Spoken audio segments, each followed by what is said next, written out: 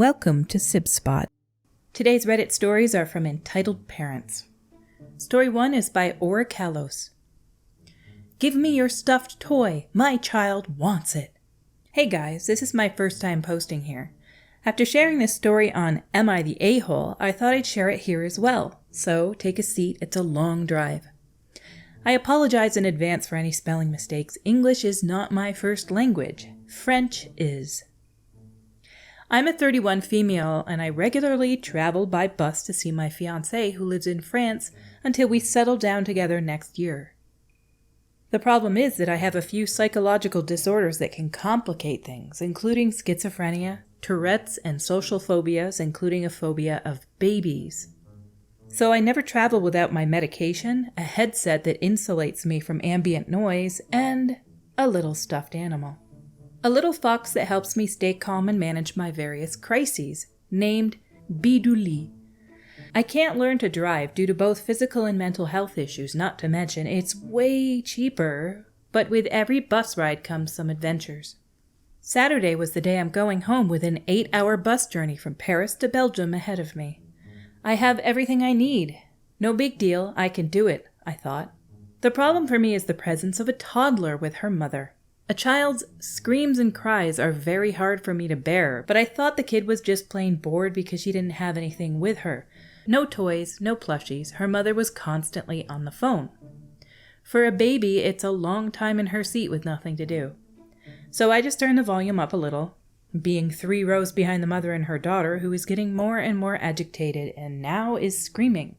From what I heard from other passengers, her diaper was full and her mother couldn't change it, even though the driver had assured her that if need be, he'll stop at the nearest freeway service area to allow the mother to give her daughter the necessary care.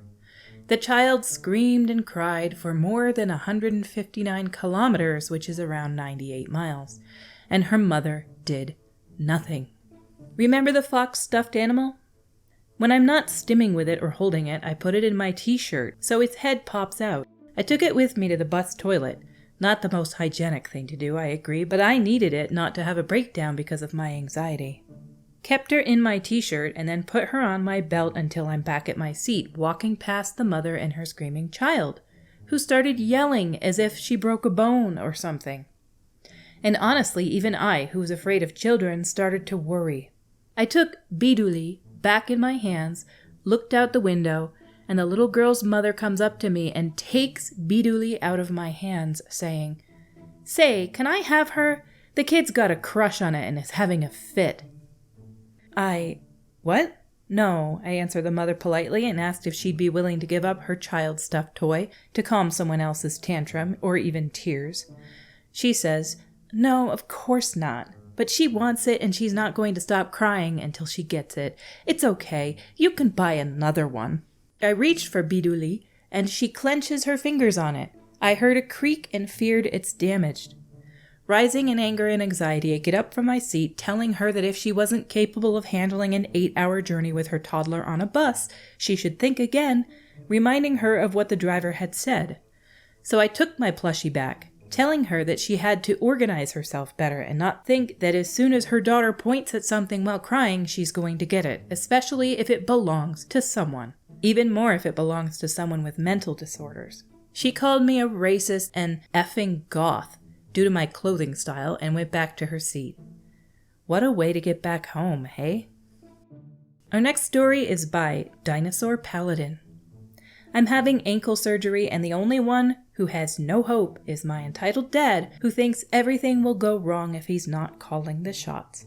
Hello everyone. Now, I've got a very recent story to tell about my monster of an entitled dad, about how he has no hope for my upcoming surgery and thinks that without him making the decisions, it'll all go wrong. Context. In a couple weeks, I'll be having an ankle fusion. I've been having extreme pain in my ankle for quite a time, and in the last few years, it's gotten worse and worse, and the orthopedic doctor has decided on an ankle fusion. The game plan is for me to stay a few nights in the hospital and about 2 weeks at a physical rehabilitation facility to help me learn how to use a walker. I have a bleeding disorder which requires some staying in the hospital, and they decided rehabilitation would be good since I live alone. As for the walker, they decided that was better for me than crutches, but I also have a wheelchair coming in too. Everyone's hopeful about the procedure. I'm hopeful, my mom's hopeful, my family's hopeful, my friends are hopeful, my girlfriend is hopeful. The only one who isn't is my dad. The only reason I told him was because I thought it'd be better just to tell him instead of getting even angrier for keeping the surgery a secret. See, he's very anti-doctor, and in the last few years he's been going deeper and deeper into the rabbit hole of alternative medicine. During the pandemic, he wanted me to sign up for this pyramid scheme involving pine needle tea to give me COVID immunity and cure me of my autism. And not too long ago, he sent a video from an alternative medicine lady who was talking about how no processed sugar and no gluten will cure you of autism. He's been very persistent that I'll be a better person for the world overall if my autism is cured, and how mental illnesses are not real, but fabricated by the doctors to kill you and take your money. Just a bunch of BS. And now he's spouting off about how ankle fusion will not work. He started rambling about how, with the limited mobility, I won't be able to exercise and will therefore become fatter and less desirable to everyone. I do have a weight problem as well as internalized fat phobia thanks to him. I told him how the doctor's plan will give me modified shoes to help me walk, but he went off about how that will break my ankle. I then told him I'll have physical therapy to help me use a walker on one foot while I'm non-weight bearing, and then after healing they'll do more physical therapy to help me walk normally again, and how I'll have a wheelchair to help me get around if I need to go out. He snapped about how I'm not listening to him, and that it's proof that I need family, more specifically, him in my life. He demanded that my mom either have me stay with her for the entire recovery process, or that I stay with him for the entire recovery process. I stood my ground and told him that's not necessary, that we already have a plan, and that I trust these doctors. That made him really mad, with him yelling if I trust strangers more than family. I firmly told him that it's not what I meant, and that just because he's not confident in the game plan doesn't mean he has to be doom and gloom about it. Surprisingly, that made him realize he wasn't going to get to me, and he huffed that if I want to try, then fine, but that if something goes wrong, I'm going to regret not taking his help. This may not have been as bad as what he did in the past, but I felt like it was worth sharing. I do want to end on a positive note. I still have plans to cut him out, and I'm already mentally preparing for a life without him, as nowadays his words no longer hurt me like they used to. I'm no longer afraid of him. I'm simply annoyed at his existence, and annoyed how he'll always be an entitled, pathetic piece of crap of a father. It's good that he cares about you. I'm not much of a rabbit holer myself, but there are some alternative treatments that can help you. Like taking certain vitamins and vitamin combinations can help you feel a lot better in your life. I only know that because I've been taking large amounts of vitamin D3 and K2 pretty much every day for a while. Our next story is by Senior Ghost Zero, entitled Parents in the Movie Theater. So this encounter took place back in 2019. Around December 2019, two of my friends, Ed and Andrew, and I went to the movies to go see Star Wars Episode 9. Fortunately, we bought our tickets ahead of time, so we ended up skipping waiting in line. We bought our snacks and drinks and went inside to the auditorium for the movie. Just so you know, every seat in the auditorium, don't know if it's the right word, was occupied. This is important for the story. So the trailers start, and right around the second or third trailer is playing the entitled mother of this story and her kid, probably around 11 years old, approached me out of nowhere, and this is the conversation that followed. Entitled mother: "Excuse me." Me: "Yes?" Entitled mother: "Would you and your friends give up your seats so my kid and I can sit?" Me: No, we paid for our seats." I opened the Cinemark app on my phone and showed her the seats that we paid for. The mother raised her voice at me. "Did you not hear me? Please move!" The people behind us began shushing her, and some even shouted, "Shut up," at her.